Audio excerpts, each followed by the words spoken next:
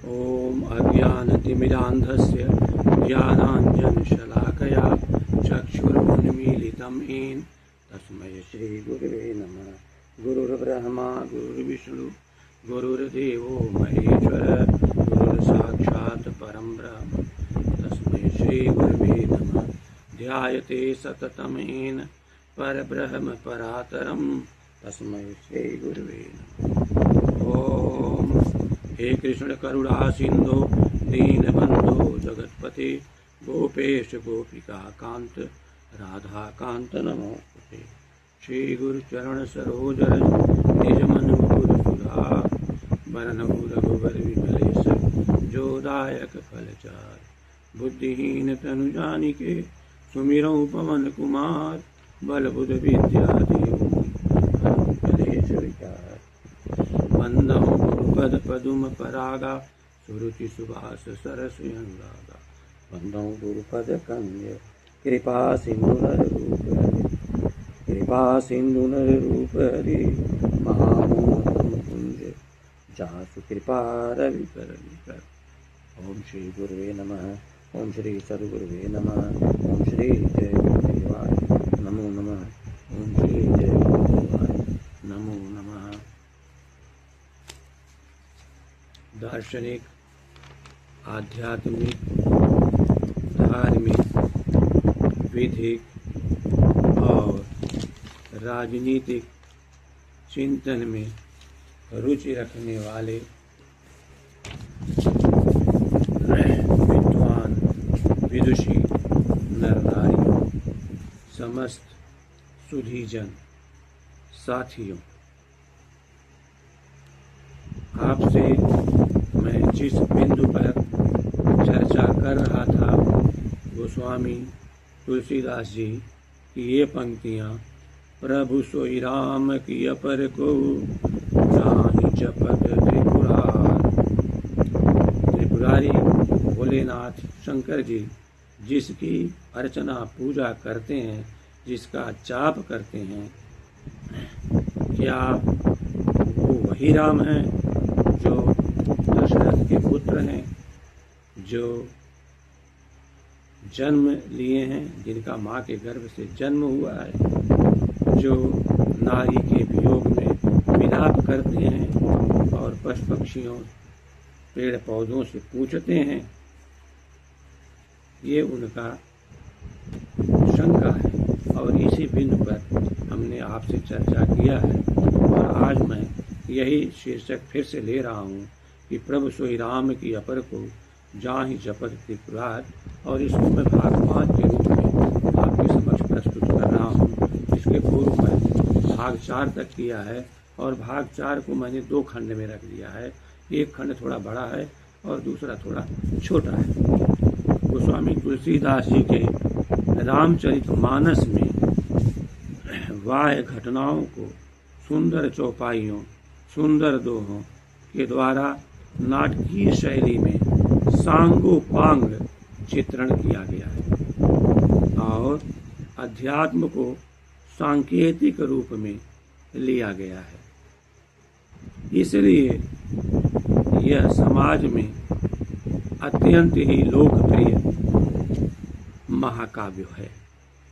सांसारिक तौर तरीकों से समझने के कारण लोगों को इसमें रुचि आती है।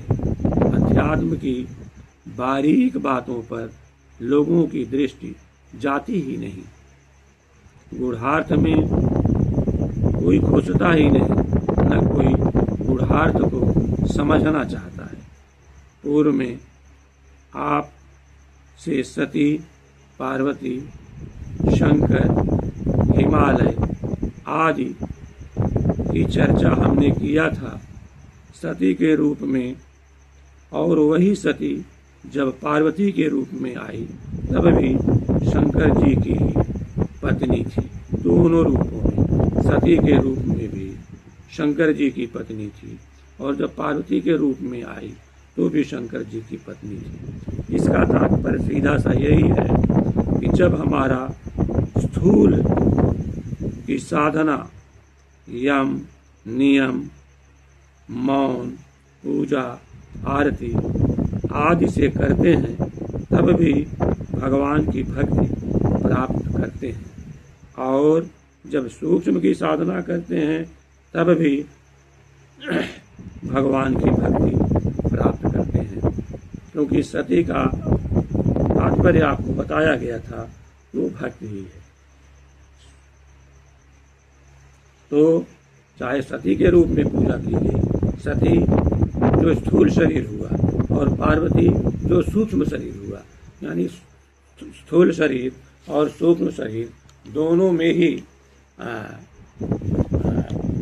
उनको भोलेनाथ ही पति के रूप में मिलते हैं।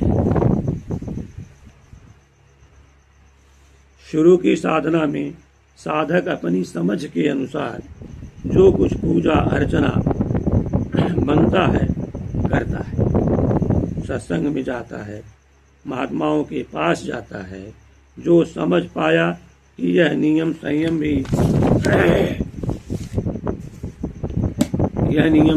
भी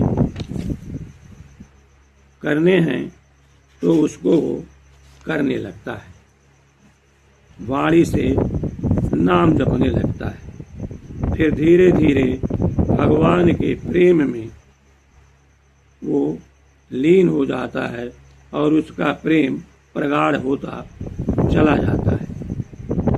फिर नैष्ठिक ब्रह्मचारी बनाते हैं, फिर संन्यास दे देते हैं। ऐसे ही वेदांत में भी एक एक सीढ़ी आगे बढ़ते हैं। शुभेच्छा, सुविचारणा आदि। हमारे यहाँ भक्ति और योग मिश्रित ज्ञान है, और वेदांत में केवल ज्ञान है, खाली ज्ञान है। सबकी अपनी अपनी मान्यताएं हैं। इन बातों से परमात्मा में कोई फर्क नहीं पड़ता। वह तो अपनी जगह ज्यों का त्यों है। हम उसे माने तो भी है, न माने तो भी है, उसे प्राप्त कर लें तो भी है, न प्राप्त कर पाए तो भी है। परमात्मा तो है ही, भगवान तो है ही है, राम तो है ही। हम उसे चाहे जैसे प्राप्त करें। यह उतार चढ़ाव और भेदभाव तो आदमी की रुचि के आधार पर साधना के तौर तरीकों में आता रहता है। सीधा सा तरीका है कि हमारे ऋषियों मुनियों ने जिस ढंग से उसे पाया है, उसी ढंग से हम भी उसे पा सकते हैं, बशर्ते हम भी उसी ढंग को अपनाएं।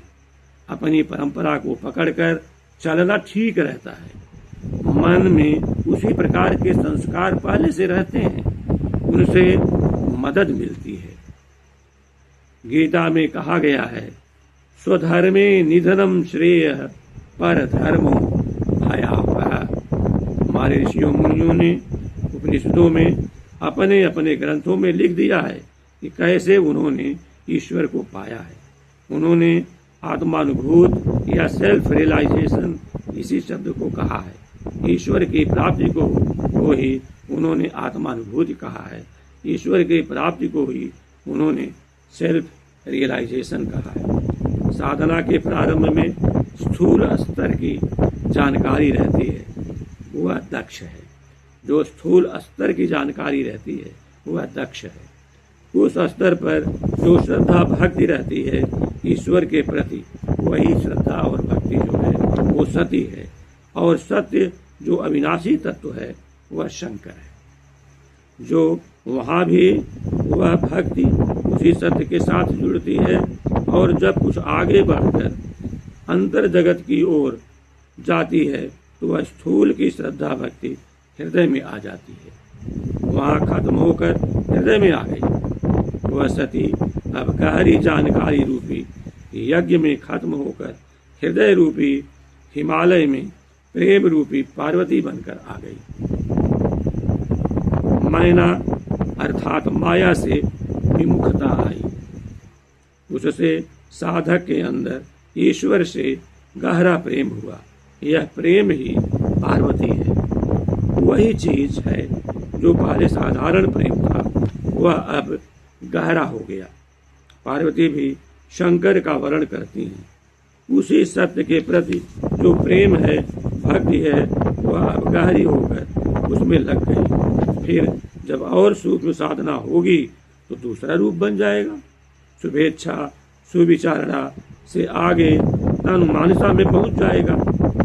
अगर बाहर से लेंगे कि राम त्रेता में पैदा हुए थे और आज नहीं हैं, तो ऐसा राम तो है नहीं, त्रेता में था। लेकिन राम जो है वो तो सनातन है, वो तो अबाधित है। राम जो है देश काल की सीमाओं में तो है नहीं, शुद्ध है, बुद्ध है, अलग है, अगम है, अविनाशी है।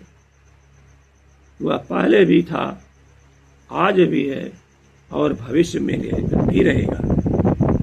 जो थियरी या जो मौखिक में बताने में समझ में नहीं आता, प्रैक्टिकल करने पर, प्रायोगिक रूप से करने पर, क्रियात्मक यदि किया जाता है, वो चीजें समझ में आती हैं। कैसे कैसे क्या क्या करना है उसका अपना तौर तरीका है और उन्हीं तौर तरीकों से उन चीजों को करना होता है। ऐसे बताने मात्र से वह तरीका पकड़ में नहीं आता जब तक उसे बताने के उपरांत प्रायोगिक रूप में, क्रियात्मक रूप में न किया जाए।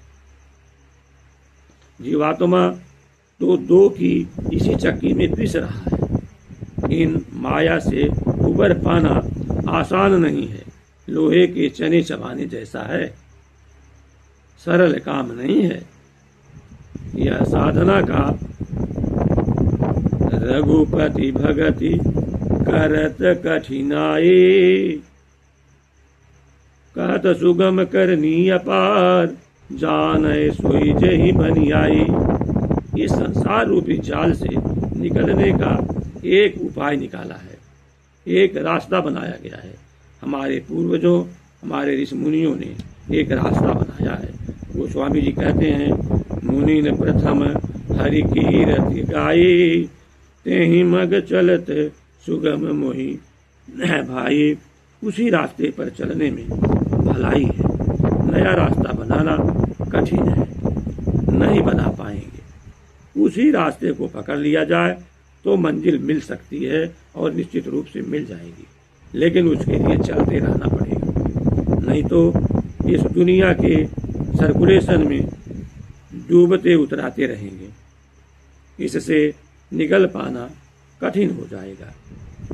सद्गुरुओं के पास वह युक्ति मिलती है, इसीलिए राम हो, चाहे कृष्ण हो, चाहे कोई भी हो, महात्माओं के सामने झुकना पड़ता है, तभी उनको सही रास्ता मिलता है। राम ने भी गुरु बनाया, कृष्ण ने भी गुरु बनाया, तो आम मानस के लिए गुरु की आवश्यकता तो क्यों नहीं होगी। गुरु तो अत्यावश्यक है, गुरु बिन ज्ञान न हो।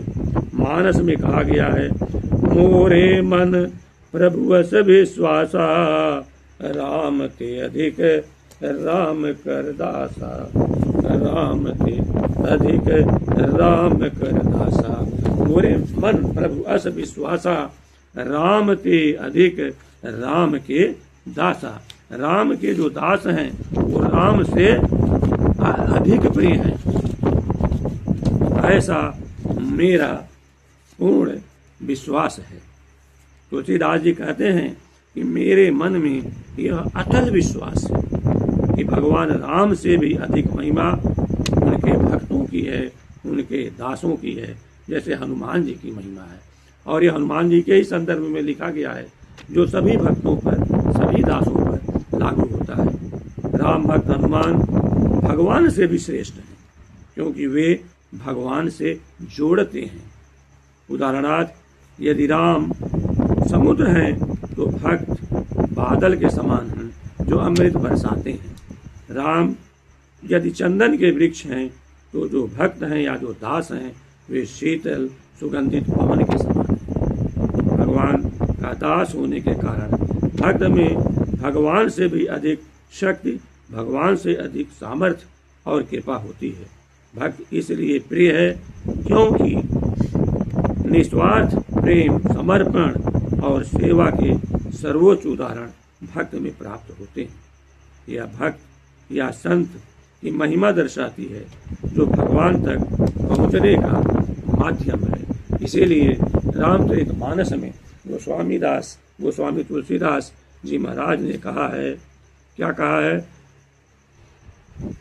मोहे मन प्रभु बस विश्वासा, राम ते अधिक राम कर दासा। राम से अधिक राम का दास होता है।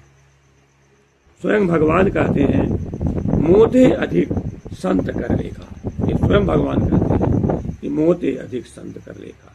संत का लेखा मुझसे अधिक है। संत का महत्व, संत का इंपॉर्टेंस हमसे बहुत ज्यादा है। श्री भागवत में एक जगह लिखा मिलता है कि भगवान महात्माओं की चरण रज अपने सिर पर धारण करने के लिए उनके पीछे पीछे घूमा करती थी। तो संतों महात्माओं के पास ऐसी कुंजी रहती है जो प्रभु से मिलने के लिए प्राप्त किया जा सकता है, और इसलिए गुरु की शरण में, संत महात्माओं की शरण में जाना अनिवार्य है। आज के लिए आपसे इतने ही चर्चा करके विराम लेना चाहते हैं, अलविदा कहना चाहते हैं। इसको वीडियो को पूरा सुने सभी लोग, और लाइक करें, डिसलाइक करें, कमेंट करें। आपको जैसा लगता है वैसा ही आप अपने विचारों को इसमें रखें। ओम गुरु ब्रह्मा गुरुदेव महेश्वर, गुरु साक्षात परम ब्रह्म, तस्मै श्री गुरुवे नमः। ओम श्री गुरुवे नमः। ओम श्री सद्गुरुवे नमः। ओम श्री जय गुरु।